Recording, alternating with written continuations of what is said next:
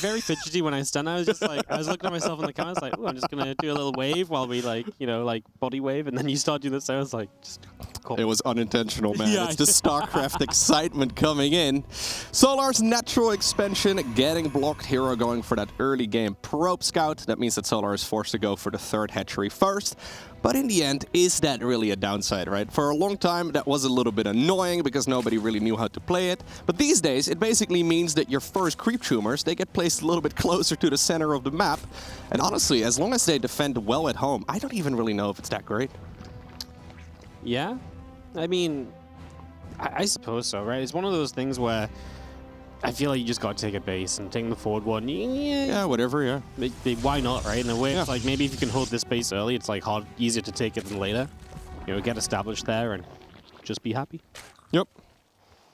Not really expecting any craziness in the early game in this particular series. Solar in general, pretty predictable in the early game, as in he likes to play a standard style of Zerg. herO, 9 times out of 10 goes for that Stargate, so I'm expecting that one to come up as soon as the Cybernetics core finishes up here momentarily. But obviously, he does have some variety. And yeah, Protoss is going to be the one that will probably be the aggressor in the earlier stages of these games. Yeah, herO really does like to mix it up a bit as well. He can play Stargate, he can play Twilight, you know, he is... It's just fun, and he has so many different ways to branch off of each of those openings, and that's what makes him so versatile. The most versatile player in the world, according to other players. So He does, like, even when he's doing the same build 4 times in a row, he still does it ever so slightly different, right? Yeah. Sometimes double Adept into Stargate, sometimes, like, you know, Adept into... He's got so many small little varieties. There it is, however. It is going to be the Stargate. Sometimes he goes for, like, the Warp Gate upgrade first. You're like, you're not supposed to be doing that, but... yeah, just to keep the opponent guessing. Yeah, now Overlord, if it sees Warp Gate before Stargate, then you don't really think about Stargate as much. You think more Twilight Council. So there's mind games to be played here. If that doesn't happen this time around, it's Stargate, then the Warp Gate starting up. And of course, we can still ask ourselves what we think herO might do with the Stargate, but I think he has just been pretty fond of just going, well, you know, 2, maybe 3 oracles, and just getting set up into his further pressure from there. Yeah, sometimes he goes more now. I actually am a big fan of like the mass oracle style that we see sometimes. Not very popular right now, but for a while herO was going for like 6 oracles, 7 oracles. And the question is, well, if Zerg doesn't have anti-air, exactly when do you stop? In this case, though, with the new multiplayer patch, we've seen a lot of Hydra play as well. So I don't think we're going to be seeing anything along those lines, but it'd be kind of fun. No, yeah, it's one of those things, right, where as long as your opponent isn't doing something that can shut down the oracles easily, they can just be so freaking good, so annoying. How do you fight when there's 6 oracles lasering down your roaches every time? Yeah, your Ravagers just get sniped right away, right? You never get any biles off. Yeah, exactly. Solar in general in ZVP as well, quite an aggressive Zerg, I would say, actually. You know, he really does like the timings, he really does like trying to hit in the mid-game a lot of the time, so... in my eyes, that's definitely something to think about with Solar. You know, what is he going to do to stop herO? What's herO going to do about that? Because obviously, these two could then clash together quite nicely and kind of have all this aggression against each other, which can get a bit weird as our Oracle dives in. 2 nice drone kills, pretty easy for the Oracle to start off. Yeah, considering there were 2 queens there, but not quite in the perfect position. That's a good beginning, especially if you don't take any base energy. Okay, the Zerglings do go across, but an additional Oracle now scouts that too, and he is going to go for the 4th. So that is 4 Oracles now, right? Yeah, unless... yeah, it's the 3rd. No, it's the 3rd. Okay. You had me so convinced that there's 3. Yeah, so wait, did he send one of them back already? Okay. Yeah, I guess so. Interesting, okay. You had me so, honestly, I was so convinced. I was like, I thought it was 3. The 4 Oracles are back. The 4 Oracles are back. And yeah, let's not start that one. Maybe not in Katowice, not just yet. There's Stalker going to go pinging the Overlord away over the side, and we are now going to get the tech down without it being scouted in the main base. So Solar losing the Overlord. Twilight Council building. No Forge yet, right? Which is usually kind of something you get alongside the Twilight. Like after Stargate, you get, you know, Twilight, Forge, Robo, and there is another Oracle starting up. So there you go, loco. Yeah. One thing I've seen herO experiment with a little bit recently, and maybe the patch is a little too new for that, but is to go for a Twilight Council at a conventional time, but then double Forge later on. Yeah. I wonder if that's something he wants to bring out here, because he's really the one that popularized that, well, that Forge plus Twilight Council transition that we see so commonly right now in this matchup. There's 4 gateways going down, though, and charge. And Archon. Yeah, I guess you throw down Temple Archives as well, and you've got yourself the Archons, charge lots.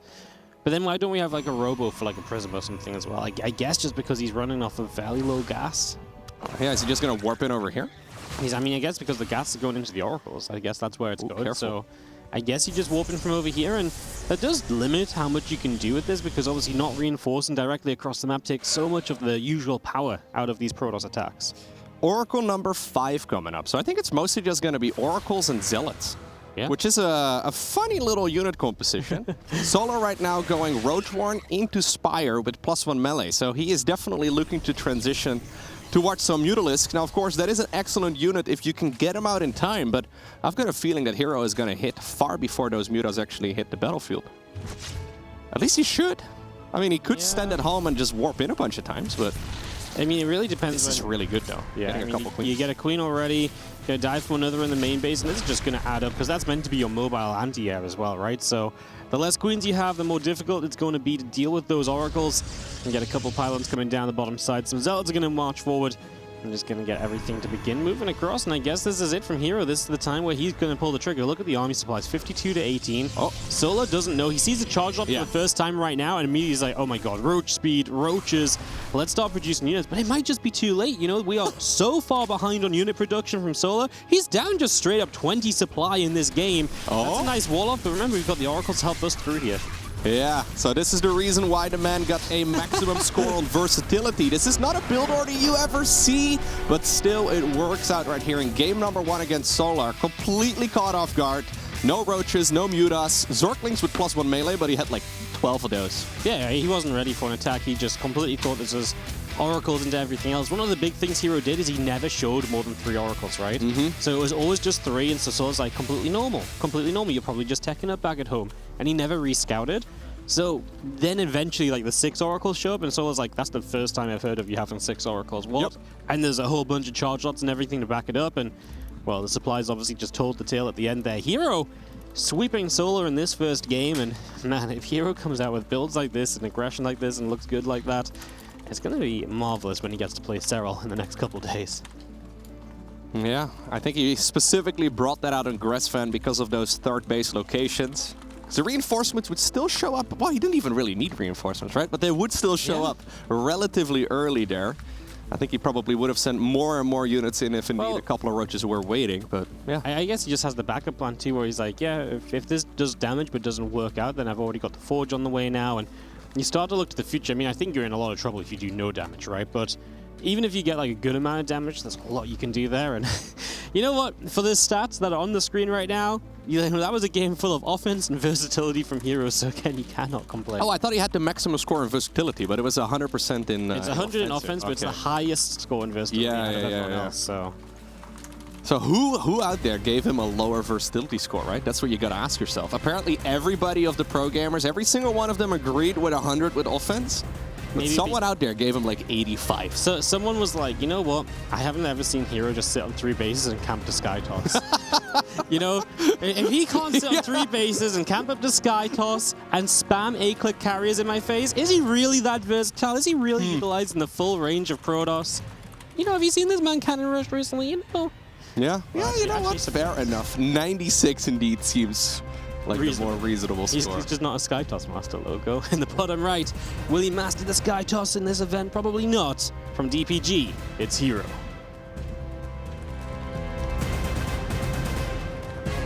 And his opponent in the opposite corner of Dragon Scales, currently 1-0 behind. He is Solar. Yeah, it's one of those losses where you just didn't know, right? Like, there's a lot of assumptions you can make in a game of StarCraft 2. Since you're always dealing with limited amounts of scouting information, it's really difficult to make those decisions. Solar never went for the Overseer follow-up scout. He just simply didn't know.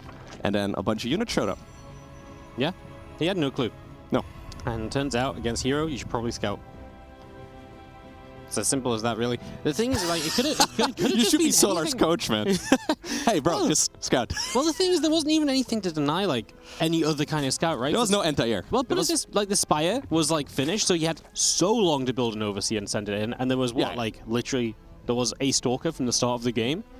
He could have scouted. He could have seen what was going on and had some amount of heads up, and he didn't. He chose not to. So, yeah, Solar just getting caught off guard, and I imagine this game, he's going to scout a little bit better. I would not be surprised at all. Maybe he's gonna bring the aggression himself, although, yeah. Solar likes doing that in a mid-game, like you already mentioned, but usually the early game, it is pretty stock standard. We'll have to see what kind of strategy herO decides to go for when that Cybernetics core finishes up. Wouldn't be surprised if it's gonna be a Stargate opener once again, although where's that second pylon?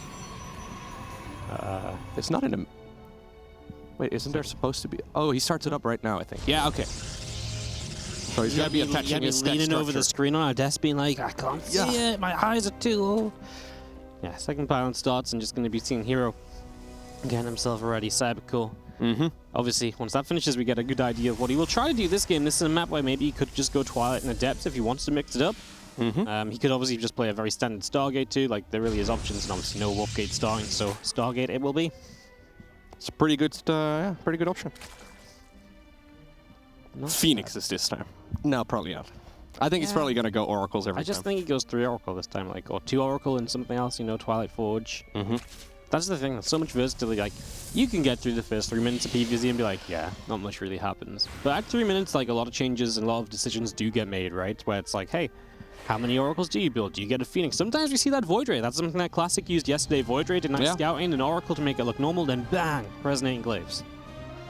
Yeah, there's a lot of variety that you can do with the first, I want to say like 5 or so units you make as Protoss, right? It's always difficult for the opponent to see exactly what's going on because a lot of the builds do look pretty much identical. Once again, we're starting off at least with 1 Oracle, and we'll see how many herO decides to go for this particular game. But yeah, I wouldn't be surprised if it's going to be 2 or 3. Maybe into a Twilight Council, that'd be fun. I really like 3. I mean, I just think it gives you so much control, especially someone like herO who's so good at moving those Oracles around, finding the openings. 3 just gives you so much opportunity. As the first one is about to pop out, the Overlord is going to get the full scout of the main base for now. We immediately start Overlord 2. And this is a game where there's just no Stalker yet, so this Overlord can kind of just waltz on in and, yeah, have a full scout. herO's just going to focus on taking a nice, quick 3rd base. Yep. Third Nexus coming up at 3 minutes and 45 seconds. In this case, you definitely go for the 3rd Oracle, right? Because you just want to make sure you do have the damage output and the energy in case there is a bit of a link flood. And then if, you know, if nothing else, you send 2 on the map and you leave 1 at home to defend as well, so it just makes sense. It's just a very versatile unit, especially if you keep it alive. Remember, once upon a time, it was quite standard to see a 3rd Nexus at like the 5-minute mark. And now like, no, 3:45, that's when we want to have it down at latest. You said the Oracle is a versatile unit. Maybe we should get the players to rank the units next year. Ooh. We have the Oracle card. It's like offense, 90. The Queen, 10. The Queen wins every... Well, Queen would be 0 on speed, though. That's true, yeah. Yeah. Pretty versatile, though. Unless you play your creep land card, and then the Queen gets a speed buff. Okay, 2 drones, 3 drones, 3.5. That doesn't count, though. 3 drones. You can't round up in StarCraft 2. Maybe you could go back for the half damage and later, but... So this time around, we do have the Twilight Council together with the Forge. So that is that deviation you were talking about, right? Small little change. There is a unit in the wall off, so Zerglings are not going to scout it. I would love to see an Overseer scout as soon as he gets to Lair Tech, but I mean, he hasn't started it yet. This is just the super normal kind of follow-up, right, of Twilight, Forge, Robo. You just need all these things to typically play the game, right? So you just get all of that tech all at once here. After the Oracles, and these Oracles just continue to harass him. Solar is not having a pretty early game, right? Like, he is losing workers. He's not having a good time here so far. He's going to get that blink started up as well. So we will pressure with these Blink Stalkers. It's really just, it's not surprising. It's what we know herO does. And look at the supply, right? Like, he's up 5 workers still at this point in the game. Usually this is when Zerg's already overtaking. Yeah, this is what herO has been perfecting over the last year or 2. Ever since the Void Ray meta ended, ever since the Void Ray was made a little bit weaker, herO has been popularizing this style. And even then, he still has a lot of branches he can lean into, and apparently the Robo Bay is what he's going for pretty quickly here. So initially he was playing Mass Gateway a lot, as once again a couple drones end up going down. Now apparently we're going straight into the Robo Bay. What are you making of that? Just a different way to do it, right? I mean, against what we're currently seeing from Solar, I guess obviously I kind of want to see Colossi, but then I'm always like, the moment you see a Hive and like a Viper's like, Colossi, no, you're dead. So Yeah, intrigued to see what he does, because if this is just going to be disruptors against the Lings, then obviously I don't like it a lot. Against Aspire, like, Robo Bay is generally not great, because the Robo just doesn't support you there. You'd much more rather be into a Templar Archives, get yourself Archons, maybe the potential of hitting Storm. And obviously Storm's also great against Lings, so that would be the preferred route right now, but herO doesn't know, and herO just gets a few more drones. I tell you what though, I mean, herO could just maybe go like 1-2 Colossi and just push with like +1 and Blink. Yeah. I mean, just go, maybe even just a 1 Colossus all in. No, he's got 2 Robos, though. Is that going to be... Okay, 2 Colossus all in, then. Yeah, maybe go for a Prism and an Observer on the back of these out of this? Doesn't even have to be all in, but just like a push with 2 Colossi would actually be pretty powerful with the way that Solar is setting up. The Blink Stalkers are going to be good against the initial attempt of Mutas. And then you've got yourself, as he scouts it too, I think there's no way herO doesn't set up to attack. Yeah. If he's just going to sit back and play defensively against the Mutas, that is frustrating, right? You just don't really enjoy playing against Mutas very much in this position. Sure, you have Blink. By the way, we must be up to like 15 drone kills, 16 drone kills at this point? Like, this has been completely one-sided. 19, wow, okay. That is crazy. Like, I actually don't think there's a way for Solar to defend if herO just goes across the map. Like you say, Prism I don't even think he really needs the Colossi.